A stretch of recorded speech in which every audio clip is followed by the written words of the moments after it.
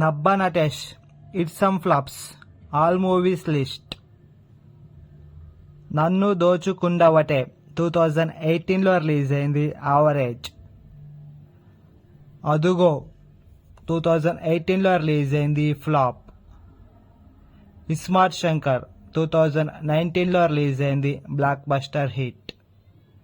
Disco రాజా 2020లో release అయింది, disaster. Solo బ్రతికే so better 2020లో release అయింది, హిట్. అల్లుడు అదుర్స్ 2021లో రిలీజ్ అయింది, యావరేజ్. మ్యాస్ట్రో 2021లో రిలీజ్ అయింది, యావరేజ్. డార్లింగ్ 2024లో రిలీజ్ అయింది, average. Tyson Naidu upcoming movie